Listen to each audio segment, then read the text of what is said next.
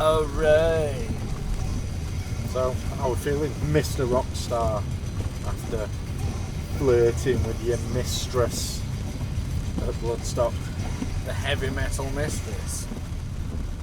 The heavy metal mistress done me right good. Probably don't need blasting grindcore in background of this. Oh, do you know what? What? It's so funny. I hadn't sat and listened to like so much metal in decades. Like, because they all had the Bluetooth stuff and Jesus, and everyone was just playing like metal all the time. And it's just like, it's so weird. Like in my day-to-day life, I don't really listen to that much like metal. just double kick all day, like, and like by end of it, my fucking groin were knackered because I'm like, yeah, you know, like as you do. Very nice bunch of people. Funny, like I didn't know anybody. You know, like I know, like. Oh, I suppose you don't even really know your band, do you, that much? Don't even really know my band that well. I think I might have seen him. I'll have seen Paul the most, and I might have seen him 30 times, maybe. Something like that. And so my stories. So I'm telling you now. I'm not religious at all, but like there's certain times where things just happen to you, and it's like you got to be paying attention, and like serendipity sends you a message. Like serendipity is like lucky accidents. Yeah. But I kind of like to think of her as a goddess kind of thing, and she's like she wants you to put performance on, and she'll suffer no bullshit whatsoever, and if she's pleased she will throw you a little bone, and it's mega magic, and like you just got to be paying attention because it's like when she throws you a little bone, you know she's listening. Anyway, so what bone did she throw you? So my wristband. So that was the first time I'd been to Bloodstock, and it was the first time that I'd played Bloodstock. Yeah. And I got wristband number 1. Right. So like I've got this like little thing. So that was one. I was like, that's pretty cool. And it was like, oh, I could have had that one. And then, like after the show, we were doing like interviews with people in the little media area.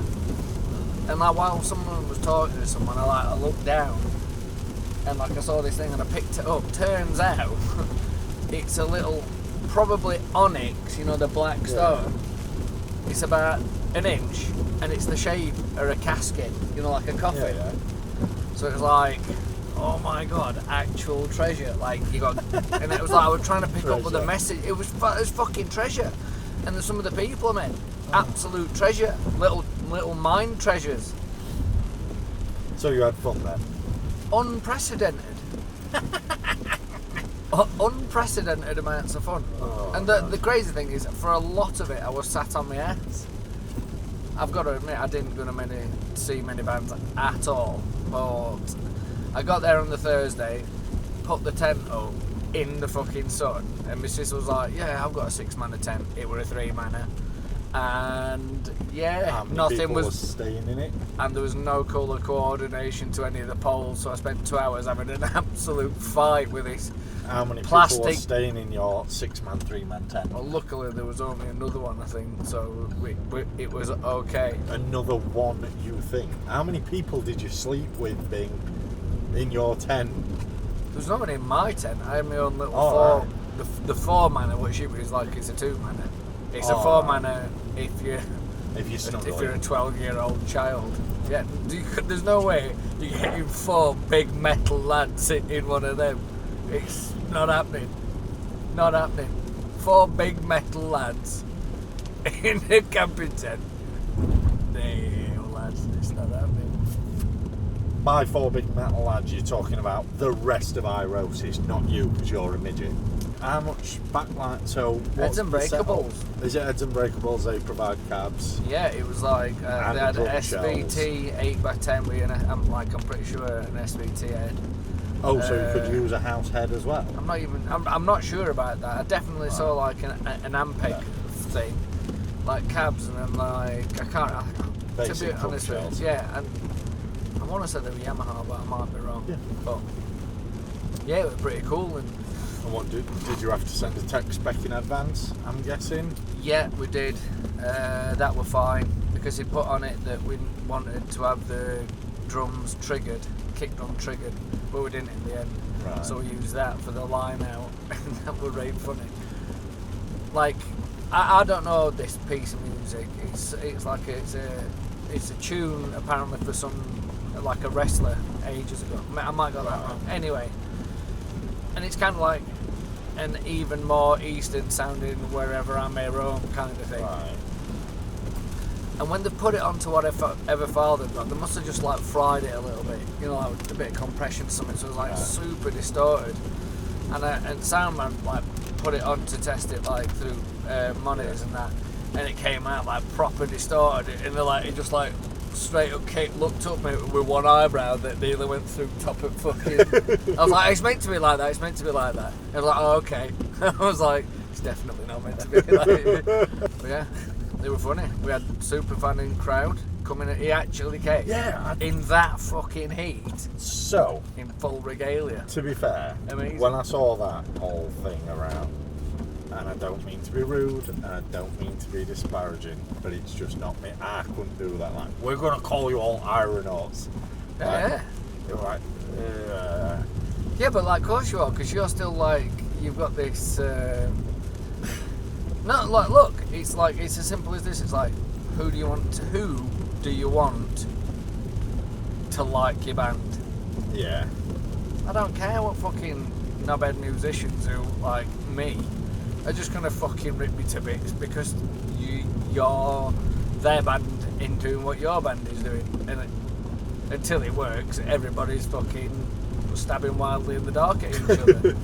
Yeah. But yeah, I did see that picture and I thought that's pretty fucking cool that someone came dressed up. Like, he didn't, like, he was just like, I'm doing it. And we're like, you're just going to rock up as an Astro? I was like, yep. And I have some stencils or something like that. I was like, wow. And then he actually fucking did. Fair play. That's amazing. That's mint. That's mint as. Second show, you got super fans. That's what I'm saying though. It's like. But one person can make a show. Let's be right. It doesn't matter if you're playing 3 people, 30 people, or 300 people. That one person that's just absolutely buzzing can completely make a show for you. So you look out from stage and you see that one person dressed as a fucking astronaut and I've got to going tell you, for it. You're going to be like, this is mint. I've got to tell you. You put a show on for that one person. It can't even be bad. Like how? I mean, I think I'd be jealous of a band who had a super fan. Absolutely. I'm like, I've never had a super fan. Why ain't I got a super? Turns out, like, there he is, come as an astronaut. Yeah. And like, that's what you want. You want like people to get into it. Like, that's what you want. Yeah. That's what we're in the game for. Yeah. It's like, you're not liking my music, right?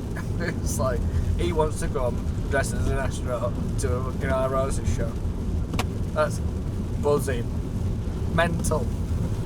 You know, in a good way, obviously. Yeah. So yeah, that were cool, and like, you know, by the last song, I'd kind of... First song, like with anything, it's just like a bit of a nightmare, because it's like... Finding your feet, finding your sound. You're like, is everything working? Yeah. What's that weird noise? I can't hear this, I can't hear that. You kind of just like getting your bearings a bit. Yeah. And then, you know, you get a couple of songs in, you're like, you know, you're fired up in you. And then by the end of it, you know. Yeah, you get to that last song and you're finally warmed up and you've got to fucking finish. And you're performing at that point. You know, the first few, you're just transitioning from being normal into being a fucking weirdo. And it can, you know. But yeah, by the last song, it was pretty cool. Like Talbot's so cheesy. Not Talbot, sorry, Thornton. I always get them two. But it's like, he was doing all this like... You're saying all this stuff as if I know these people's names. So I know Jimmy from Terraglyph. Yeah, so Thornton's the guitarist. You got Smiley bassist. Ost. Mark. Ost. And then you got... Paul Thornton. Guitarist. And drummer with gloves at back. Matt Talbot. Thornton, Talbot, Jimmy, Ost. Right. Big Jimmy love. He were a revelation. He were a find a weekend, that one. Fucking very funny. He's a funny fucker, that one. Fucking hell. And then I was walking around on last day I think I'd just gone to get a beer or something. In fact, Jimmy had called us for a bar. He's like, I need some help. I've got 8 Jaeger bombs. It's like, okay, where are you? And when we got there, he was just like talking to folk. Like, Jimmy, have you got the drinks? And then he ordered drinks, and then somebody who worked there was like, I'll carry them for you. So I was like, anyway, I got a pint. I was like, well, I'm here now, I'm buying a pint. I had my pint, I was walking back, I was like, do you know what, end of the day? Like, I've never been to festivals, but it's not because I don't like it, it's just, the camping and all that lot. Shitting in the Portaloo, we've discussed this. How did you do? In the Portaloos, I know that we were in the camp with the camper bands. It was mercifully good. I mean, the heat, Ugh. But they were like Portaloos in 35-degree heat. They were pretty good. They were pretty good at slopping out, and I think everybody Yeah. You can put a Portaloo, with some camping vans, or you can put it in Maiden Arena, and there'll be 2 completely different outcomes. You know what I mean? And they had showers which were all right, but they just didn't drain very well. So your body got clean, but then you were stood in a pool of your own filth. No, it was a bit something. No, it was all right. But my point was, although I had a pretty nice introduction to festival life, as in I can camp. It's just like the whole. And if it had rained, I would not be singing this fucking tune. I'd be like, fuck festivals. Yeah. What's the fucking point? It's like you just go there and you're mucking. You can't do fuck all. You know what I'm like. Yeah. And I was walking back with a pint. And I was like, this is what I want to do every day. Yeah. I want not a festival. Well, festival. And do that play every metal day. Every day play a to show. A bunch of people that just want to listen to some metal. Play a show one day and then spend 3 days getting absolutely battered, and then do it all again, and do that for ever. Well, but then I want. I was telling her, but then I want 6 to 8 months of COVID lockdown, and then for it to all start again, like boom, on, off, like no job of shit, just sitting around in my pants, making this awesome music. Listen to me. That's the other thing. I have had quite a lot of smoke blowing up my patootie this weekend. I bet you've been loving it. I have really appreciated it, but you've got to, It's alright, we're going to our womb, that'll bring you back down to earth, but I've been looking forward to it. So yeah, Nottingham got cancelled then. That were a right bummer. I know. Thought and looked up in middle of it. It was like, your show's been cancelled. I was like, oh fuck. Did it? Yeah. And I thought, clearly Sean's doing me a solid and not letting me know. Yeah, well, we weren't important at that time. No, exactly. And Thornton just like, there you go. Yeah. And he got dealt with. Like, Godthrim's drummers broke his elbow and I saw them pictures. Cancelled. I know, that looked great. That looked horrible. The jokes were fun though. I appreciated them instantly. Wife says that looks like you can just pop it, and Def Leppard's drummer says that don't look that bad. Like, fucking brutal. Oh, here we go. This is where flooding is. It's not. I'm telling you, that's where it is. Look, that's why folk are turning around. Oh. This is where flooding is. This is easy enough. We can sort that one out. Oh. But yeah, fingers crossed we'll get that same lineup.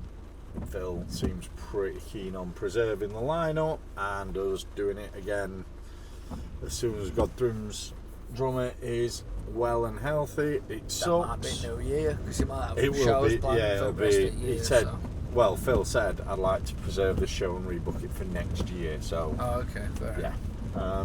But it doesn't harm us so bad. We've got the material to burrow down finish into recording, innit? So.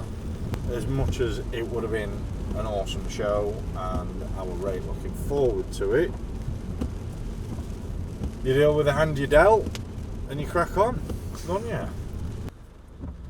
Working on something for Independent Venues Week, possibly. Oh, did you see the message for the October one?